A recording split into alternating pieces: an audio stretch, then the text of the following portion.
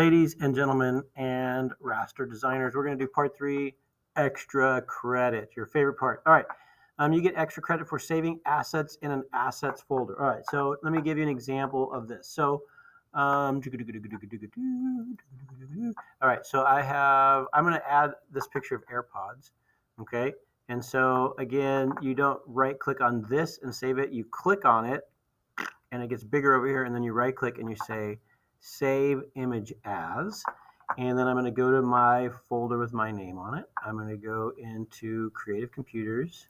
I'm going to go into Raster Design. I'm going to go into Meme, and then I have an assets folder. If you don't already have an assets folder, make a new one. Okay, so you can right click and say new folder and name it assets. I'm going to go into my assets folder and I'm going to call this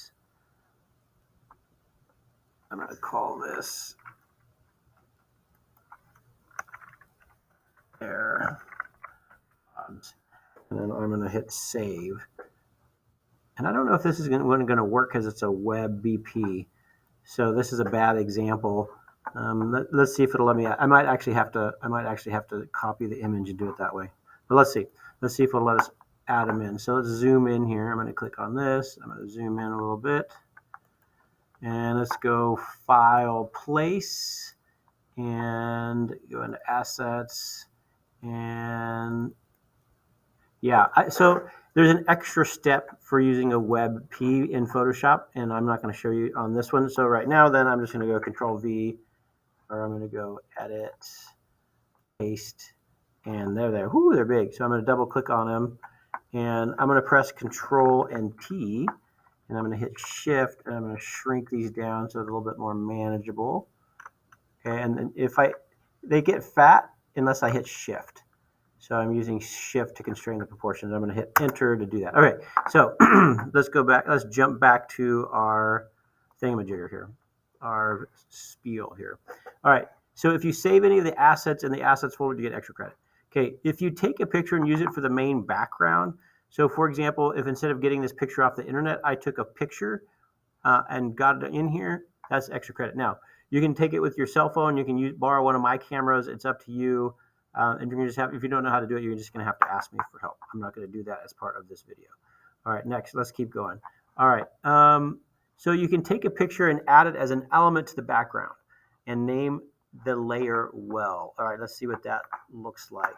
So what that looks like is you can take a picture and let's say you take a picture of AirPods yourself, you get extra credit. Also, if you just get a picture of AirPods off the internet and do that and add them, that's also worth extra credit. But you have to name the layer well. So if I look over here, here's the layer.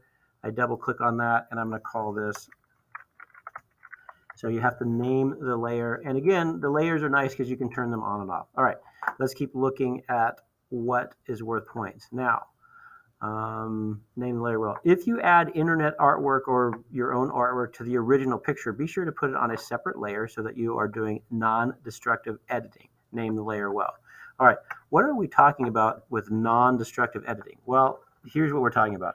If I were to go to my main layer right here, okay, and let me turn this off, and I go Edit, Paste.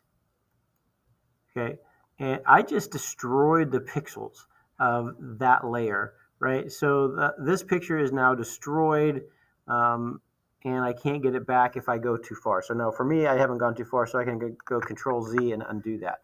But you don't want to cover up stuff on this layer, because if I had left that, all these pixels there were gone. So I want to put it on this separate layer. The other piece is this: if you use the eraser tool, that is destructive editing. Let's go to my AirPod layer. Okay, so I just destroyed those pixels and I can't get them back.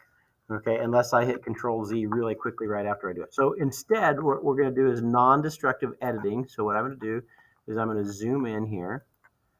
Let's move my little head here. Okay, and so what I'm going to do is, let's say this is going to be easy to remove because it's all the same color. So I'm going to go to the, let's say I want to go to the,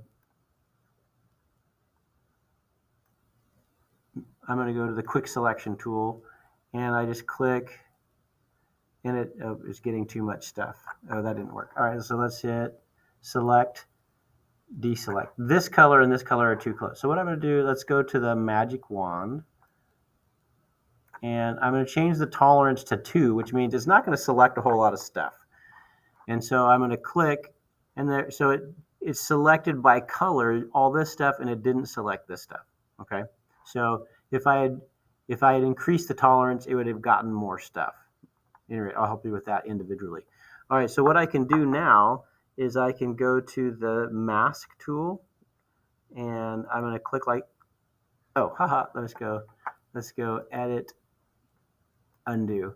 So I masked the wrong thing. So I'm going to go select inverse on this one, and I'm going to select I'm going to select only these things. So now I don't have this selected. I have this selected, and I'm going to go ahead and I'm going to go to the mask. And it's not amazing, but it's not terrible either. All right, so the thing is I only want that AirPod. So what I'm going to do is I'm going to edit the mask. So I'm going to click on this mask. Okay, this is complicated stuff, and that's why this is worth extra credit. You don't have to do this, but if you need help, I'll help you. And what we're going to do is we're going to go to the paintbrush. And if you go to the paintbrush, I'm going to make a bigger, bigger brush. So everything I paint comes back. With white, everything I paint with white comes back. Everything I paint with black goes away. So it's like, oh, look at that. That's handy. Look, I can make stuff go away. Like, oh, wait, I didn't want that to go away. I can paint with white, and I can bring stuff back, right? So it's a nice way. So it's not destructive. Nothing's gone permanently, right? So it's non-destructive. I can get rid of stuff, and if I want to, I can bring it back. Anyway, so I'm going to get rid of all of this with my brush tool. There's other ways to do it as well, but that's just kind of a convenient way. If I want, and then what I'm going to do now is I'm going to press Control and T, and I'm going to hit Shift to constrain the proportions again.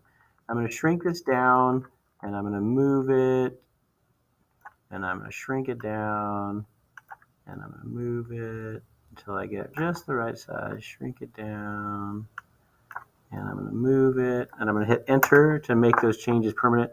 Okay, so now I'm going to zoom in. Okay, and then I'm going to go back to my mask, click on the mask. I'm going to go back to my brush tool. I'm going to paint with black. Now that brush tool, well, actually it's not terrible. So I'm going to go like, oh no, it's too fuzzy. Okay, so I'm going to make it much smaller. There we go. And so then I'm going to erase some of the stuff so it makes it look like it's in his ear, something like that. I'm going to click on the move tool, move it where I want it, something like that. Okay, so now if I double click on the hand, you can see there's the AirPod. All right, so let's take a look. Let's go back to the instructions here. So I added artwork from the internet, or you could add a picture of your own to the original picture. I put it on a separate layer, and I named it well, and I did non-destructive editing. All right, so that is it.